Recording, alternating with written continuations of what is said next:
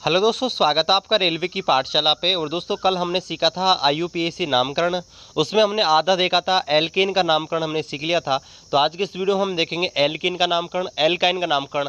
उसके अलावा यहाँ पर हाइड्रोकार्बन के अलावा भी कुछ क्रियात्मक समूह होते हैं, जैसे कि एल्कोहल, कार्बोक्सिलिक अम्ल, कीटोन, ईथर। इन सब के बारे में हम देखेंगे। इनका कुछ बेसिक देखेंगे कि इनका भी हम कैसे जो नामकरण है आईयूपीएसी वो लिखते हैं। तो चलिए दोस्तों, शुरू करते हैं। और इससे पहले आप हमारे चैनल पर नए हैं, सब्सक्राइब कर दीजिए चैनल को। चलिए, एल्किन होते हैं दोस्तों। एल्किन का जो सामान्य सूत्र होता है वो दोस्तों आपके होता है CnH2n। यानी जितने हाइड्रोजन होते हैं, वो जितने कार्बन होते हैं उससे डबल हाइड्रोजन होते हैं। ये मैंने आपको कल भी बताया था, जितने इसमें कार्बन होते हैं उससे बिल्कुल डबल इसमें क्या होते हैं दोस्तों, हाइड्रोजन। दूसरा, इस यौगिक में कार्बन कार्बन के बीच द्विबंध पाया जाता है। मतलब यह है कि इसमें कम से कम एक द्विबंध पाया जाएगा कार्बन परमाणुओं के बीच में। और अगला है इनका प्रॉपर्टी कि ये असंतृप्त हाइड्रोकार्बन कहलाते हैं, मतलब नॉन सैचुरेटेड। मैंने आपको उस टाइम बताया था, नॉन सैचुरेटेड जो होते हैं असंतृप्त, उनमें आपके आते हैं एल्कीन और एल्काइन। तो ये इसका है कि ये असंतृप्त हाइड्रोकार्बन भी होते हैं। और इनका एक गुण होता है कि ये ब्रोमीन जल से क्रिया करके, है ना, ब्रोमीन के जल से यानी कि ब्रोमीन के विलयन से अभिक्रिया करके तेलीय द्रव बनाते हैं, यानी कि ऑयली लिक्विड बनाते हैं। इसलिए दोस्तों इनको ओलिफिन्स भी बोलते हैं। ठीक है, क्वेश्चन पूछ सकता है कि ओलिफिन्स किस हाइड्रोकार्बन को कहते हैं, तो आपको ध्यान रखना है एल्कीन जो होते हैं उन्हें ओलिफिन्स भी कहा जाता है। इनका अनुलग्न होता है दोस्तों, वो होता है आइन। आपको बताया था एल्केन होता है उसका होता है एन, एल्कीन का होता है इन, और जो आपका एल्काइन होता है उसका आइन। तो इस श्रेणी का अनुलग्न क्या होता है, इन। ठीक है, ENE, इन। ठीक है, चलिए इसका हम नामकरण लिखना सीखते हैं। तो नामकरण लिखने के वही नियम है जैसे मैंने आपको कल बताए थे, बस थोड़ा सा फर्क ये है कि यहाँ पर जो नंबर लिखते हैं दोस्तों, नंबरिंग करना कल मैंने आपको सिखाया था, वो दोस्तों नंबरिंग हम वहाँ से करेंगे जहाँ से द्विबंध नज़दीक पड़े। बस ये ध्यान रखना है, क्या करना है, द्विबंध नज़दीक पड़े। कल हमने देखा था तो वहाँ क्या था, कोई द्विबंध नहीं था। तो कल हमने क्या देखा था कि जो प्रतिस्थापी थे, ठीक है, उनके वहाँ जो नज़दीक पड़ते हैं, प्रतिस्थापी जहाँ से नज़दीक पड़ते थे वहाँ से नंबर लिखते। तो अब आज हमको क्या करना है, जहाँ से द्विबंध नज़दीक पड़े वहाँ से दोस्तों नंबरिंग करनी होती है। बाकी सारे रूल्स क्या है, सेम है। चलिए बिल्कुल सिंपल सा लिखते हैं। मान लीजिए जैसे हमको लिखना है इसका पहले वाले का CH2 डबल बॉन्ड CH2, इसका नामकरण लिखना है। तो दोस्त सबसे पहले क्या करेंगे, हम सबसे लंबी कार्बन श्रृंखला का चयन करेंगे। ये लो जी, सबसे लंबी कार्बन श्रृंखला का चयन कर दिया। नामकरण लिखते हैं, नामकरण कोई प्रतिस्थापी नहीं, तो नामकरण लिखेंगे जहाँ से द्विबंध नज़दीक पड़े। अब दोस्त द्विबंध इसके भी नज़दीक है, इसके भी नज़दीक है, कहाँ से भी हम नाम लिख सकते हैं, कोई फर्क नहीं है। अब इसके बाद क्या करते हैं, बाहर कोई है नहीं तो अंदर चलते हैं। अंदर कितने कार्बन है, 2, तो 2 क्या बोलते हैं, एथ। और दोस्तों यहाँ पर देखिए जो आपका अनुलग्न लगेगा, आप क्या लगेगा, एन नहीं लगकर क्या लगेगा, इन, क्योंकि द्विबंध है तो द्विबंध का अनुलग्न क्या लगेगा, इन। तो एथ प्लस इन दोस्तों क्या हो जाएगा, एथीन। क्या हो जाएगा, एथीन। इसी प्रकार से इसको देखिए, देखिए CH3 और सिंगल बंध है CH डबल बॉन्ड CH2। तो सबसे पहले क्या करना है, सबसे लंबी कार्बन श्रृंखला का चयन। तो ये हो गया सबसे लंबी कार्बन श्रृंखला का चयन। ठीक है, सबसे लंबी कार्बन श्रृंखला का चयन हमने ये कर लिया। ठीक है, अब ये श्रृंखला का चयन करने के बाद हमको नंबर लिखने हैं। अब दोस्तों नंबर वहाँ से लिखने हैं जहाँ से प्रतिस्थापी क्या हो, नज़दीक हो। अब देखिए प्रतिस्थापी नज़दीक कहाँ से है, देखिए एक तो मैं इसको 1, इसको 2, इसको 3 दूँ तो 2 नंबर पे आ रहा है, ये आपका द्विबंध। ठीक है, द्विबंध नज़दीक हो वहाँ से आपको नंबर लिखने हैं। तो क्या लिखेंगे, हम दाईं तरफ से नंबर लिखेंगे, यानी कि यहाँ से। तो 1, ये 2, ये 3। ठीक है, ये लिखने के बाद दोस्तों क्या करते हैं, यहाँ पर चूंकि कोई प्रतिस्थापी नहीं इसलिए अंदर चलते हैं।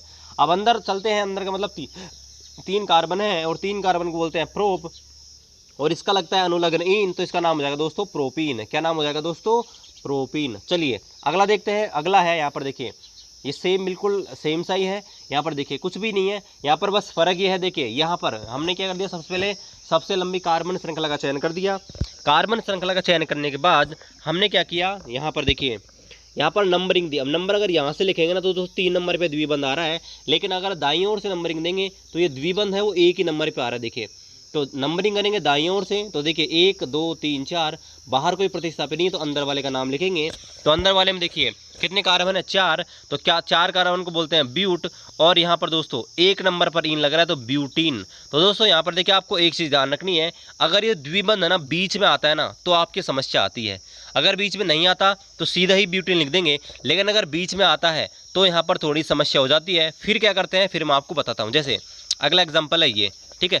अगला एग्जांपल ये, मान लीजिए इसका नामकरण लिखना है, तो देखिए यहाँ पर देखिए नंबरिंग करेंगे, यहाँ से 1 2 तो 2 नंबर पे आ रहा है, अगर यहाँ से करेंगे 1 2 तो यहाँ भी 2 नंबर पे आ रहा है। तो नंबरिंग कहीं से भी कर सकते हैं, कोई फर्क नहीं है, तो हमने बाईं ओर से कर दिया। अब दोस्तों बाहर कोई भी नहीं है, तो चलते हैं इस ब्रैकेट के अंदर, और इस ब्रैकेट के अंदर देखिए कितने कार्बन है, 4, तो 4 का लग दिया ब्यूट। क्या लिख दिया दोस्तों, ब्यूट। अब दोस्तों यहाँ पर आपको ध्यान रखना है, 2 नंबर के कार्बन के ऊपर क्या है दोस्तों, द्विबंध लग रहा है।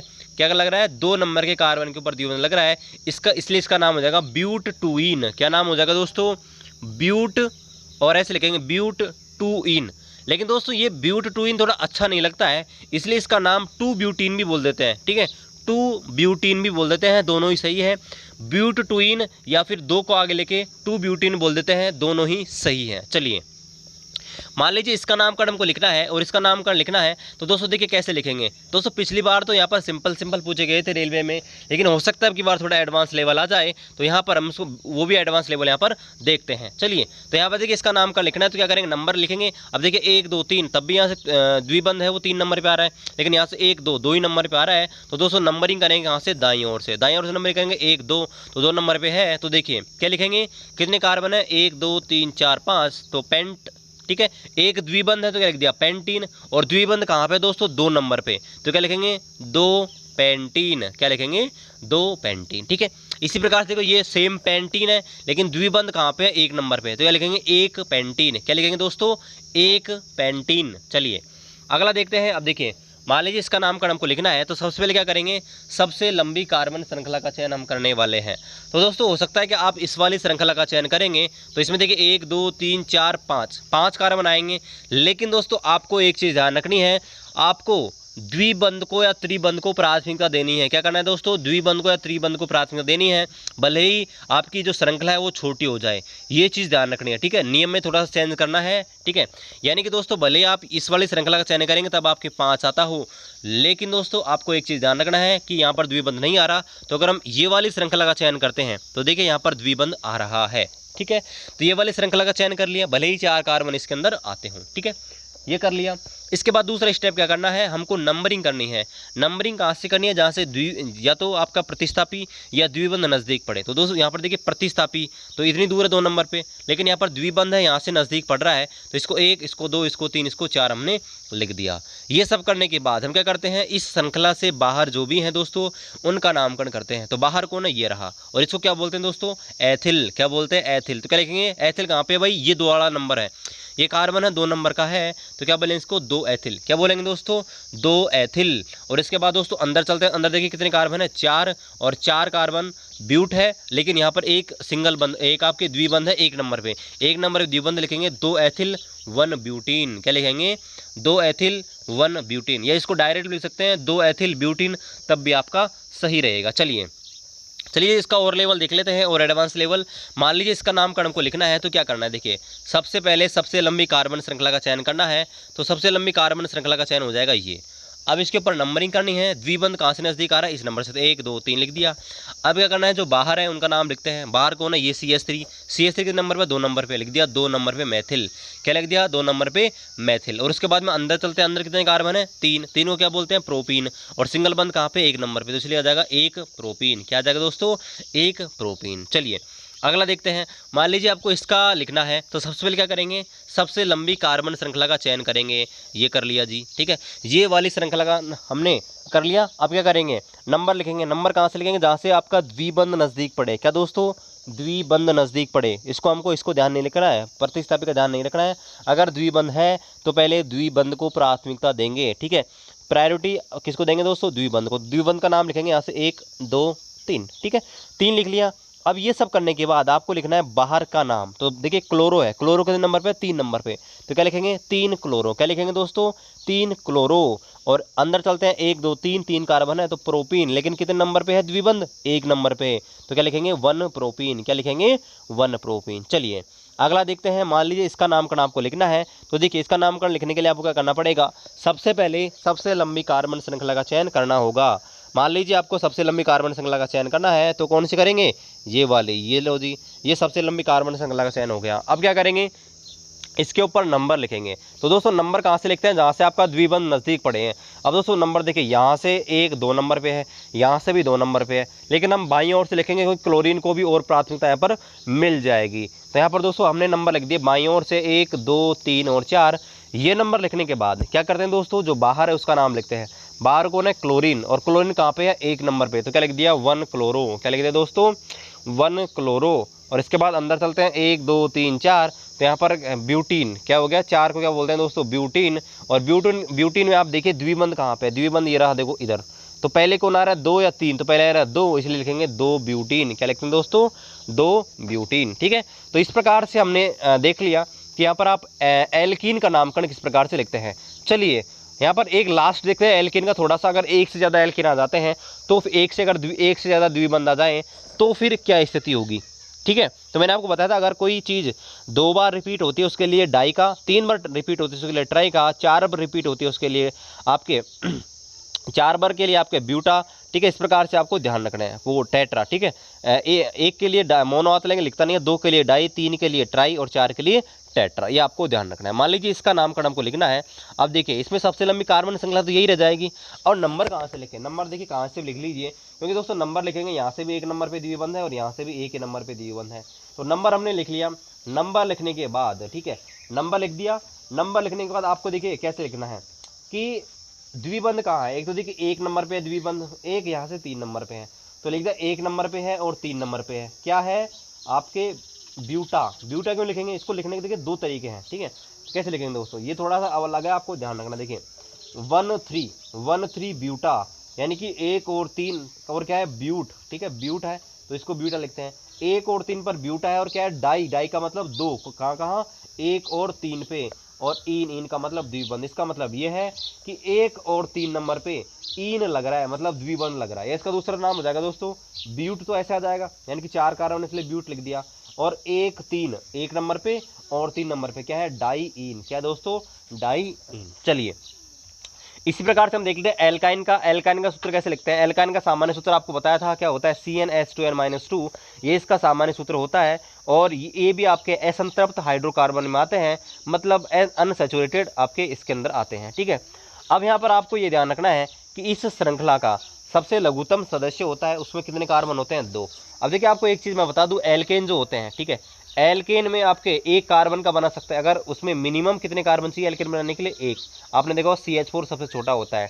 एल्कीन होता है दोस्तों, उसमें सबसे छोटा जो होता है वो होता है CH2 डबल बॉन्ड CH2, मतलब 2 कार्बन चाहिए। और इसी प्रकार एल्काइन में भी 2 ही चाहिए। ठीक है, यानी कि आपका एल्केन होता है उसमें 1 कार्बन हो जाएगा तब भी पार पड़ जाएगी, लेकिन आपके एल्कीन और एल्काइन में आपके कम से कम दोस्तों 2 कार्बन होने चाहिए। ठीक है, चलिए आगे देखते हैं इस श्रेणी का अनुलग्न क्या होता है दोस्तों, आइन। क्या होता है दोस्तों, YNE, इसको बोलते हैं आइन। ये आपको ध्यान रखना है। चलिए कुछ नहीं है, सिंपल सा रूल है, बस सेम उसी की तरह द्विबंध की तरह लिखना है। जैसे देखिए सबसे पहले मुख्य श्रृंखला का चयन करना है, उसके बाद नंबरिंग लिखनी है। नंबरिंग वहाँ से लिखनी है जहाँ से द्विबंध नज़दीक पड़े। ठीक है, और बस अगर एक से ज़्यादा अगर आपका त्रिबंध हो तो क्या करना है दोस्तों, उसके ऊपर डाई ट्राई ऐसे लिखना है। बस सिंपल सा है, बिल्कुल कुछ भी नहीं है। जैसे हमको लिखना है, ये सबसे पहले देखिए इसका लिखना है CH ट्रिपल बॉन्ड CH। तो सबसे पहले क्या करेंगे, सबसे लंबी कार्बन श्रृंखला का चयन कर लेंगे, कर लिया जी।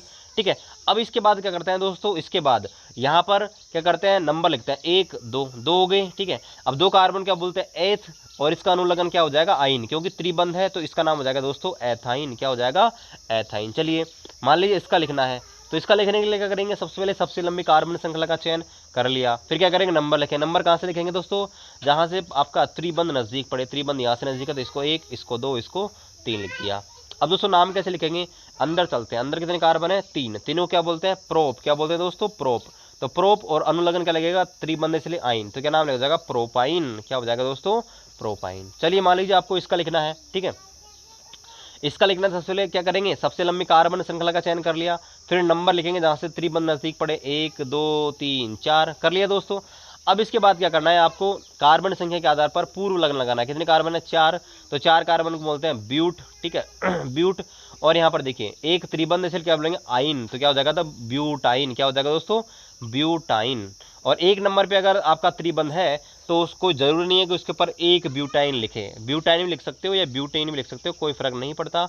एक ब्यूटाइन लिखो या कोरा ब्यूटाइन लिखो, कोई फ़र्क नहीं पड़ेगा। मान लीजिए इसका लिखना है तो इसमें आपको समस्या हो जाएगी बस थोड़ी सी।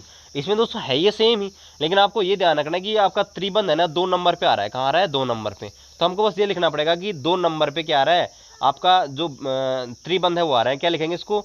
2 ब्यूटाइन। क्या लिखेंगे दोस्तों? 2 ब्यूटाइन या ब्यूट टू आइन। क्या लिखेंगे? But two yne. चलिए मान लीजिए इसका नामकरण हमको लिखना है, ये आपको दिया हुआ है, इसका नामकरण हमको लिखना है इसका, ठीक है। मान लीजिए इसका नामकरण हमको लिखना है, तो कैसे लिखेंगे दोस्तों? सबसे पहले सबसे लंबी कार्बन श्रृंखला का चयन करना है, ठीक है। तो सबसे पहले सबसे लंबी कार्बन श्रृंखला का चयन ये हो गया, ठीक है। ये श्रृंखला का चयन होने के बाद क्या करते हैं? नंबरिंग लिखते हैं। नंबरिंग कहाँ से लिखेंगे? जहाँ से आपका त्रिबंध नजदीक हो। त्रिबंध कहाँ से? देखिए 1 2 3 नंबर पर, इधर से 1 2, तो नंबरिंग करेंगे हम दाईं ओर से। कर लिया 1 2 3 4 5। अब क्या करेंगे? सबसे पहले जो बाहर के हैं ना उनका नाम लिखते हैं। बाहर कौन है जी? ये CH3। इसको क्या बोलते हैं? मैथिल। मैथिल के नंबर पे 4 नंबर पे लिखेंगे। 4 नंबर पे क्या है? मैथिल। क्या बोलेंगे? 4 नंबर पे है मैथिल। और अंदर कितने हैं? 1 2 3 4 5। 5 को बोलते हैं पेंट, लेकिन द्विबंध कहाँ है? 2 नंबर पे। तो क्या लिखेंगे? 2 पेंटाइन। तो दोस्तों इसका नाम हो गया दोस्तों क्या हो गया? 4 मैथिल 2 पेंटाइन। क्या हो जाएगा? 4 मैथिल 2 पेंटाइन। तो दोस्तों इस प्रकार से हमने सीखा एल्काइन का नामकरण। अब देखिए एल्काइन मान लीजिए एक से अधिक बार आ गए तो फिर हम इसका नामकरण कैसे लिखेंगे? जैसे मान लीजिए इसका नामकरण हमको लिखना है, कैसे लिखेंगे?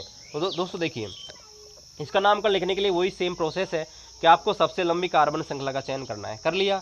अब नंबरिंग लिखना है। नंबरिंग कहाँ से लिखेंगे? कहीं से भी लिख सकते हैं जहाँ से त्रिबंध नजदीक पड़े। अब देखिए बाईं ओर से भी 1 नंबर पे है, दाईं ओर से भी 1 नंबर पे है, कहीं से भी लिख सकते हैं। तो मैंने लिख दिया यहाँ इधर से बाईं ओर से। ये लिखने के बाद कोई प्रतिस्थापी तो नहीं है, नहीं है। अब चलते हैं अंदर। अंदर दोस्तों अंदर नाम लिखते हैं ना, तो कैसे लिखेंगे? देखिए 1 नंबर है, यहाँ त्रिबंध है, और ये 4 नंबर है, इधर त्रिबंध है। अब आप ये बोलेंगे सर 5 नंबर पे भी त्रिबंध है। दोस्तों ये चीज़ नहीं देखते हैं। आपको ये चीज़ ध्यान रखनी है कि हम किधर से किधर चल रहे हैं। हमने नंबर इधर से इधर डाले हैं ना, तो देखिए ये 1 नंबर कार्बन है, 2 नंबर का है, 3 नंबर का है, 4 नंबर का, 5 नंबर का।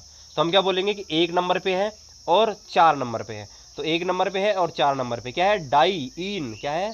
डाई इन, मतलब 2 बार आ गया इन, वो डाई आइन। डाई आइन और किस में है? पेंट में, यानी कि 5 कार्बन है। तो दोस्तों इसका नाम हो जाएगा 1,4 पेंटाडाईन। क्या हो जाएगा?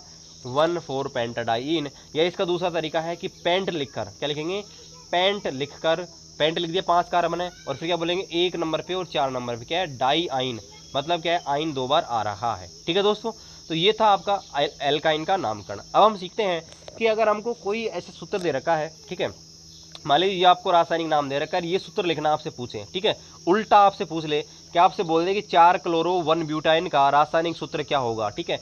आपको ये वाला दे दिया और ये ऐसे बना के पूछ ले कि बताइए इनमें से कौन सा सत्य है, तो उसको हम बनाना सीखते हैं। चलिए उसको देखते हैं दोस्तों। उसको करना हम सीखे उससे पहले IUPAC में कुछ चीज़ें और है, उसको हमको ध्यान रखनी है। कैसे?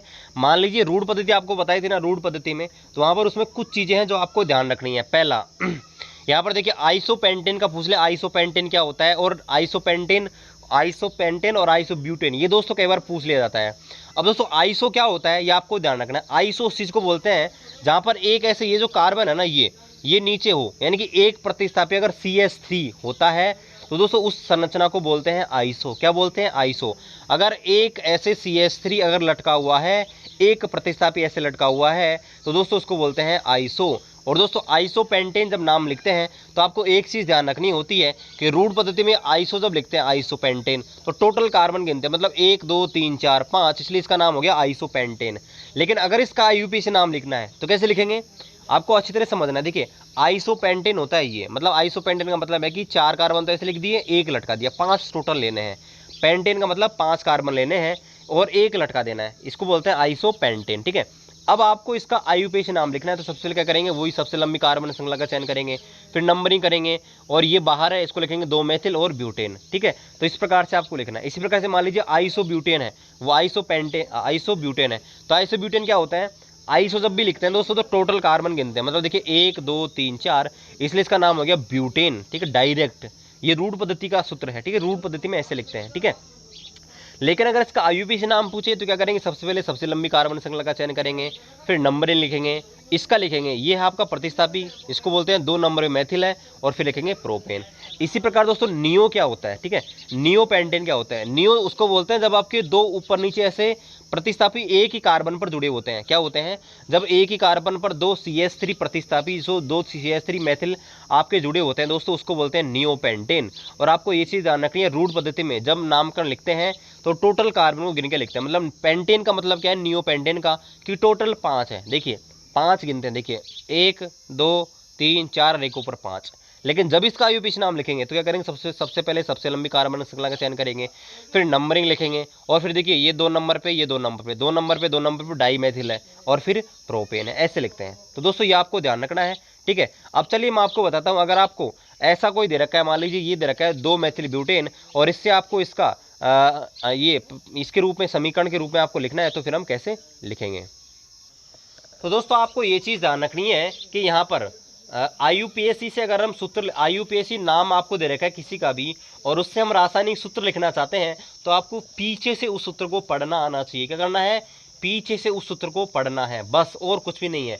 मान लीजिए पेंटेन आपको दे रखा है, और पेंटेन का आपको पूछा है कि पेंटेन का सूत्र क्या है, तो दोस्तों आपको क्या करना पड़ेगा, पेंटेन का बनाना है। तो पेंटेन में कितने कार्बन होते हैं? 5। तो 5 कार्बन बना देंगे, 1 2 3 4 5। अब पेंटेन में क्या होता है, सारे के सारे सिंगल बंद होते हैं, तो एक सिंगल बंद लगा दिया। अब सिंगल बंद लगाने के बाद आपको ये जो कार्बन है इसकी संयोजकता पूरी करनी है। मतलब कार्बन की 4 संयोजकता होती है ना, तो देखिए एक तो बंद बन रहा है इसके पास 3 कार्बन लगा देंगे, इसका एक बंद ये रहा, एक बंद ये रहा, 2 कार्बन लगा देंगे, इसका एक बंद ये रहा, एक ये रहा, 2 कार्बन लगा देंगे, इसका भी 2 कार्बन, इसका 3 कार्बन। तो ये इसका नामकरण हो जाएगा CH3 CH2 CH2 CH2 CH3। ठीक है, ये तो सिंपल सा था।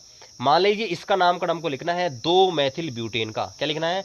2 मेथिल ब्यूटेन का। तो सबसे पहले हमको बनाना पड़ेगा ब्यूटेन। क्या बनाना पड़ेगा दोस्तों? ब्यूटेन। ब्यूटेन का मतलब होता है 4 कार्बन हो, और 4 कार्बन में सारे के सारे सिंगल बंद हो। तो सबसे पहले क्या करेंगे, 4 कार्बन बना देंगे, 1 2 3 4। क्या कर देंगे? 4 कार्बन बना देंगे दूर दूर, जैसे आपको 1 2 3 4 ये बनाना है सबसे पहले। और ब्यूटेन का मतलब क्या होता है दोस्तों? सारे के सारे सिंगल बंद है। एन लग रहा है, मतलब एक सिंगल बंद ये है, एक सिंगल बंद ये, एक सिंगल बंद ये। ठीक है, अब आपको क्या करना है, इसके बाद 2 नंबर में मैथिल लगाना है। 2 नंबर मैथिल मतलब दो नंबर का कार्बन कौन सा है? ये 1 नंबर है, ये 2 नंबर मैथिल लगा दिया, CH3। बस अब इनके आपको क्या करना है, हाइड्रोजन से इनकी संख्या को पूरा करना है, इसकी संयोजकता को पूरा करना है। देखिए पहले वाला कार्बन है, इसका एक बंद है, तो इसमें कितने कार्बन जुड़ेंगे? 3। इसमें एक बंद ये रहा, एक बंद ये रहा, एक बंद ये रहा, कितने जुड़ेंगे? 1। एक बंद इसका ये रहा, एक ये रहा, इसमें जुड़ेंगे 2, और इसमें कितने जुड़ेंगे? 3। तो इस प्रकार से इसका रासायनिक सूत्र लिखेंगे दोस्तों, इस प्रकार से। ठीक है, मान लीजिए हमको लिखना है आगे, और देख लेते हैं, 2 ब्रोमो 3 क्लोरो और ब्यूटेन का लिखना है। मान लीजिए इसका लिखना है, तो क्या करेंगे, इसका लिखने के लिए सबसे पहले पीछे चलते हैं, ब्यूटेन का लिखते हैं। तो ब्यूटेन का लिखने के लिए क्या करेंगे, आपको 4 कार्बन लेने हैं। क्या करना है? 4 कार्बन लेने हैं, और 4 कार्बन में एक एक सिंगल बंद बना देना है। बस क्या करना है, एक एक सिंगल बंद बना दिया, एक एक सिंगल बंद। एक एक सिंगल बंद बनाने के बाद 2 नंबर पे ब्रोमो जोड़ देना है। देखिए 2 नंबर, एक ये नंबर है, 2 नंबर है, 3 नंबर, 4 नंबर। 2 नंबर पे ब्रोमो जोड़ दिया, 3 नंबर पे क्लोरो जोड़ दिया, और 3 नंबर पे क्लोरो जोड़ने के बाद आपको जो कार्बन है उसकी संयोजकता को पूरा कर देना है हाइड्रोजन की संख्या से। ठीक है, अब जैसे देखिए मान लीजिए ये वाला है, तो यहाँ पर देखिए CH3 है, 3 तो हाइड्रोजन है, एक ये बंद, 4 संयोजकता हो गई। इसकी देखिए 1 संयोजकता, 2 संयोजकता, 3 और 1 हाइड्रोजन, 4। तो इस प्रकार से आपको करना है। मान लीजिए आपको इसका लिखना है 3 क्लोरो 1 प्रोपीन, इसका नामकरण लिखना है दोस्तों। तो कैसे लिखेंगे, देखिए 3 क्लोरो 1 प्रोपीन, तो पहले पीछे चलिए, प्रोपीन। तो प्रोपीन बनाने क्या करने का, 3 कार्बन लेने हैं, एथ मैथ प्रोप। और ये करने के बाद आपको एक प्रोपीन का मतलब दोस्तों 1 नंबर पे द्विबंध बनाना है। एक नंबर आप कोई सा मान सकते हैं, मान लीजिए मैंने इसको 1 नंबर मान लिया, तो यहाँ मैंने द्विबंध बना दिया। ठीक है, ये द्विबंध बना दिया। ये द्विबंध बनाने के बाद दोस्तों 3 नंबर पे क्या करना है, क्लोरो जोड़ना है। तो 1 नंबर कार्बन ये रहा, 2 नंबर ये रहा, 3 नंबर ये रहा, तो यहाँ पर मैंने जोड़ दिया Cl, क्लोरो जोड़ दिया। अब कुछ नहीं करना, अब हाइड्रोजन से इसकी संख्या को बढ़ देना है। देखिए ये वाला कार्बन, इससे एक बंद तो ये रहा, एक क्लोरीन जुड़ गया। अब कितने जुड़ेंगे, इसमें 2। इस वाले में देखिए 2 द्विबंध है, तो इस वाले में कितने जुड़ेंगे, अब 2। ठीक है, इसमें एक द्विबंध ये रहा, ठीक है, और एक ये रहा, 3, एक ये रहा, तो यहाँ पर 1 से 4। ठीक है, तो इस प्रकार से इसका रासायनिक सूत्र इस प्रकार से लिखेंगे। ठीक है, इस प्रकार से इनका भी लिख सकते हैं, बिल्कुल सिंपल से हैं दोस्तों। मान लीजिए हमको लिखना है 4 क्लोरो 1 ब्यूटाइन, किसका लिखना है, 4 क्लोरो 1 ब्यूटाइन, इसका नामकरण हमको लिखना है। तो कैसे करेंगे, देखिए सबसे पहले पीछे चलते हैं, ब्यूटाइन बनाना है। तो ब्यूटाइन कैसे बनाते हैं भाई, कि हमको क्या करना है, 4 कार्बन लेना है ब्यूटाइन, 1 2 3 4। और ब्यूटाइन आइन आ रहा है, मतलब 1 नंबर पे त्रिबंध आ रहा है। तो मतलब क्या कर दिया मैंने, इस वाले को 1 नंबर, इसको 2 नंबर, इसको 3 नंबर, इसको 4 नंबर। तो 1 नंबर के ऊपर मैंने क्या कर दिया दोस्तों, यहाँ पर मैंने त्रिबंध लगा दिया। क्या कर दिया, यहाँ पर मैंने त्रिबंध लगा दिया, ये लगा दिया। ठीक है, अब ये लगाने के बाद क्या करना पड़ेगा, यहाँ पर देखिए 4 क्लोरो, मतलब 4 कार्बन वाले 4 नंबर के कार्बन पे क्या रहा है, क्लोरीन लग रहा है, मतलब तो ये मैंने जोड़ दिया क्लोरीन, ठीक है, ये क्लोरीन जोड़ दिया। अब क्या करना है, इसकी संयोजकता को पूरा कर देना है। तो देखिए इस वाले कार्बन को देखेंगे, यहाँ पर देखिए 3 बंद तो यहाँ पर एक एच हो जाएगा, CH ट्रिपल बॉन्ड। इस वाले कार्बन को देखेंगे तो 3 बंद ये बन रहे, ऑलरेडी एक ये बन गया, तो इसमें कुछ नहीं जोड़ेंगे। इस वाले कार्बन देखेंगे 3 नंबर वाले को, एक बंद ये रहा, एक बंद ये रहा, कितने जोड़ेंगे, 2 कार्बन। और इसमें देखिए एक बंद ये रहा, एक बंद ये रहा, 2 हाइड्रोजन इसके ऊपर जोड़ेंगे। तो दोस्तों ये इसका सूत्र हो जाएगा आपका Cl CH2 और C और ट्रिपल बॉन्ड CH, ठीक है। ये थे आपके एल्केन, एल्काइन और आपके एल्कीन का। अब हम देखते हैं कुछ अन्य कुछ क्रियात्मक समूह है, जैसे एल्कोहल होता है, ठीक है, कीटोन होता है, कार्बोक्सिलिक अम्ल होता है। तो इनके यहाँ पर कैसे लिखे जाते हैं वो मैं आपको बताता हूँ। अब चलिए दोस्तों हम देख लेते हैं कुछ एडवांस। लेकिन दोस्तों आपको मैं पहले ही बता दूं, ये जो लेवल है क्लास 11th 12th का है, यहाँ से इतने डीपली नहीं पूछे जाते हैं, बस ओनली सिंपल चीज़ें पूछी जाती है जो मैं आपको यहाँ पर बता दूंगा। तो सबसे पहले आता है एल्कोहल। क्या आता है दोस्तों, एल्कोहल। अब एल्कोहल जो आता है दोस्तों, एल्कोहल आपके हाइड्रोक्सिल ग्रुप होता है। ग्रुप क्या होता है, इसका ग्रुप का नाम होता है हाइड्रोक्सिल, ठीक है। अब इनका जो फॉर्मूला होता है, सामान्य सूत्र होता है, वो होता है ROH, जहाँ पर R क्या है, R कोई भी आपका कार्बनिक होता है, ठीक है। आपका कोई भी समूह हो सकता है, एथिल हो सकता है, मेथिल, प्रोपिल, ब्यूटिल, ये आपका कोई भी आपका समूह हो सकता है, ठीक है। कोई भी हाइड्रोकार्बन हो सकता है। आर का मतलब होता है कोई भी हाइड्रोकार्बन। जैसे मान लीजिए अगर CH3 है, आर का मान CH3 है, तो ये हो जाएगा CH3OH। मान लीजिए आर की जगह एथिल ले लेता हूँ, तो क्या हो जाएगा CH3 CH2 और OH। तो इसको तो बोलते हैं आपके, अब देखिए इसका नामकरण कैसे लिखते हैं, ठीक है। तो एल्कोहल है, एल्कोहल का नामकरण कैसे लिखते हैं, तो एल्कोहल का नामकरण होता है ना, मान लीजिए ये मैं 2-3 एग्जांपल ले लेता हूँ, CH3OH और CH3CH2OH। तो दोस्तों इनका जो अनुलग्न होता है वो होता है ओल। क्या होता है, ओल। तो कुछ नहीं करना होता है, ये आपका मैथिल है। देखिए ये CH3 क्या होता है, इसको बोलते हैं मैथिल, ठीक है। तो मैथेनॉल क्या हो जाएगा, इसका नाम मैथेनॉल, क्या हो जाएगा, मैथेनॉल, ठीक है। और ये है एथिल, तो इसका नाम हो जाएगा एथेनॉल, क्या हो जाएगा, एथेनॉल। तो यहाँ पर यही पूछा जाता है ओनली कि इनका सरफिक्स क्या होता है, मतलब इनका जो अनुलग्न होता है, ठीक है, वो क्या होता है, इनका जो प्रत्यय होता है वो क्या होता है, यही पूछा गया था रेलवे ग्रुप डी भर्ती 2018 में ज्यादातर सभी का, ठीक है। तो आपको यही ध्यान रखना है, इनका प्रीफिक्स क्या होता है और सरफिक्स क्या होता है। तो प्रीफिक्स होता है हाइड्रोक्सी और सरफिक्स क्या होता है, ऑल। तो सरफिक्स ही पूछे जाते हैं ज्यादातर दोस्तों, प्रीफिक्स बहुत कम पूछे जाते हैं। सरफिक्स याद करने हैं, मतलब सरफिक्स का मतलब होता है जो कि आपके हम पीछे लगते हैं, प्रत्यय होते हैं, अनुलग्न जिनको बोलते हैं, ठीक है। और जो पूर्व लग्न होते हैं उनको बोलते हैं आपके उपसर्ग, ये आपके पूर्व लग्न होते हैं जो आगे लगते हैं, ठीक है। इसके बाद आते हैं कीटोन। कीटोन दोस्तों आपके कार्बोनिल समूह में आते हैं, ठीक है। कार्बोनिल समूह में 2 आते हैं, एल्डिहाइड और कीटोन, ठीक है। तो आपको देखिए इनका सामान्य सूत्र होता है RCOOR। यहाँ पर R और R का मतलब क्या है, यहाँ पर R का मतलब है आपके एल्किल समूह, क्या है, एल्किल समूह। और ये R' का मतलब क्या है कि दोनों अलग अलग होंगे। मान लीजिए या आपके ऐसे हो सकते हैं, मान लीजिए एक CH3 हो सकता है और यहाँ पर इसके बाद होगा COO और CH3CH2OH, मतलब ऐसे हो सकता है, ठीक है। तो इसको बोलते हैं कीटोन। क्या बोलते हैं दोस्तों, कीटोन। और दोस्तों इसका जो सरफिक्स होता है ये आपको पूछ जाता है, इसका सरफिक्स होता है ऑन, बिल्कुल सीधा सा है। कीटोन का क्या हो जाएगा, ऑन। एल्कोहल का क्या हो जाएगा, ऑल, यही पूछा जाता है। इसके बाद देखते हैं एल्डिहाइड। एल्डिहाइड का दोस्तों सूत्र होता है, उसमें क्या होता है, RCHO होता है। इसका सूत्र होता है RCHO। R का मतलब कोई भी एल्किल समूह, एल्किल समूह का मतलब CH3 हो सकता है, C2H5 हो सकता है, कुछ भी हो सकता है। तो एल्डिहाइड होता है CHO, ये आपको लास्ट का ध्यान रखना है, CHO बहुत इंपॉर्टेंट है। अब इसका देखिए, इसका जो पूर्व लग्न होता है वो होता है एल्डोल, क्या होता है, एल्डो, ठीक है, क्या होता है, एल्डो। और इसका जो वो होता है आपका अनुलग्न, वो होता है दोस्तों ऑल, यही पूछ जाता है। ध्यान रखना है, इस ऑल में इस ऑल में फ़र्क है, ठीक है। ये ऑल और इस ऑल में फ़र्क है, ये ऑल ऐसे लिखा जाता है, ठीक है। और ये आपका ऑन होता है, क्या होता है, ऑन, ठीक है, ऑन और ऑल, ठीक है। आपको ध्यान रखना है, आपको इसमें दोनों में कन्फ्यूजन नहीं होना है, ठीक है, ठीक है। ये ऑल होता है, ये ऑन होता है, क्या होता है, ऑन, ठीक है, इथेनॉल, ठीक है। जैसे आपका कोई भी लिखते हैं तो उसका इथेनॉल लिखते हैं, प्रोपेनॉल लिखते हैं, क्या बोलते हैं, ऑल, प्रोपेनॉल, ठीक है, प्रोपेनेल, नेल बोलते हैं इसको, प्रोपेनेल का ही बना, प्रोपेनेल, ठीक है। ये आपको ध्यान रखना है। इसका ओल आता है, इसका एल आता है, एल, ठीक है। क्या आता है, एल, या इसको बोलते हैं, जैसे मान लीजिए किसी का भी लिखना है एल्डिहाइड में, किसी का एसिटाल्डिहाइड का लिखना है तो उसका बोलते हैं एथेनेल, ठीक है, बोलते हैं एथेनेल, ठीक है। ये आपको ध्यान रखना है। चलिए अब लिखना है हमको कार्बोक्सिलिक अम्ल का। तो कार्बोक्सिलिक अम्ल है वो आपके कार्बोक्सिलिक समूह का होता है कि कार्बोक्सिलिक अम्ल होता है उसका समूह क्या होता है, कार्बोक्सिल, ठीक है। और इसका सूत्र होता है सामान्य सूत्र RCOOH। आर का मतलब कुछ भी हो सकता है, मान लीजिए CH3COOH, ये हो जाएगा आपके क्या हो जाएगा CH3COOH, इसको बोलते हैं आपके कार्बोक्सिलिक अम्ल।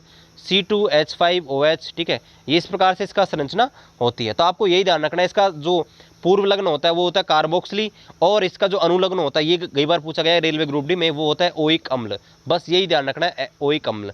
मान लीजिए एथेनोइक का लिखना है, एथेनोइक अम्ल, तो इसका सूत्र हो जाएगा C2H5COOH। क्या हो जाएगा, C2H5COOH, एथेनोइक अम्ल, ठीक है। इसके बाद देखते हैं ईथर का। क्या देखते हैं इसके बाद में, ईथर का। तो ईथर का सूत्र होता है RO और R डैश। क्या हो जाएगा, ROR डैश, मतलब R एल्किल समूह है, ये भी एल्किल समूह है, लेकिन दोस्तों क्या होंगे, दोनों क्या होंगे, अलग अलग होंगे। हो सकता है कि ऐसे CH3 हो, फिर बीच में O लगा दिया है और C2H5 ऐसे लिख दिया जाए, तो ये होता है आपका ईथर। क्या होता है दोस्तों, ईथर। अब इसका जो नाम लिखते हैं दोस्तों, पूर्व लग्न लगाते हैं एलॉक्सी, और अनुलग्न लगाते हैं इसका ईथर ही लिखते हैं, ठीक है। तो जैसे मान लीजिए आपको नाम लिखना है किसी का भी, तो मान लीजिए मैंने इसका नाम लिखना है C2H5O और C2H5, इसका नाम लिखना है, तो इसका नाम हो जाएगा डाई एथिल ईथर। क्या हो जाएगा, डाई एथिल ईथर। ये इसको बोलते हैं एथोक्सिल इथेन। क्या बोलते हैं, एथोक्सी इथेल। तो इसका दोस्तों जो पूर्व लग्न होता है वो होता है एथोक्सी, और अनुलग्न होता है आपके क्या होता है, ईथर। क्या होता है, ईथर, ठीक है। ये आपको ध्यान रखना है। चलिए इसके बाद तो दोस्तों इसके बाद देखते हैं, देख लिए ईथर का। तो ईथर का सामान्य सूत्र, ये ईथर जो होते हैं ईथर फैमिली से बिलोंग करते हैं, ये इनका सामान्य सूत्र होता है ROR डैश, और इनका एलॉक्सी, ठीक है। इनका होता है आपका पूर्व लग्न, अनुलग्न होता है एल्कली, एल्कली ईथर, ये हमने देख लिया था।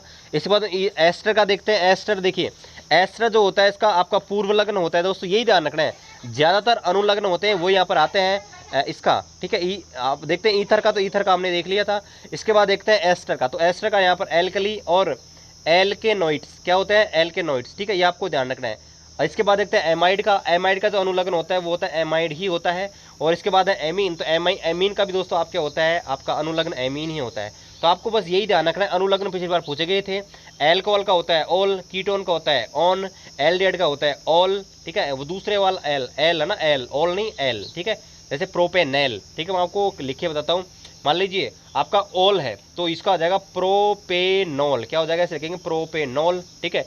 लेकिन अगर इसका एल्डिहाइड होगा तो कैसे लिखेंगे, प्रोपेनेल। क्या लिखेंगे, प्रोपेनेल। तो ये फर्क है बस। तो आपको मैं फिर से बताता हूँ, एल्कोहल का होता है ऑल, कीटोन का होता है ऑल, क्या होता है ऑन, एल्डिहाइड का होता है एल, क्या होता है एल, क्या बोलेंगे एल, कार्बोक्सिलिक अम्ल का होता है ओइक अम्ल, ईथर का होता है एल्कली, एल्कली ईथर, ठीक है।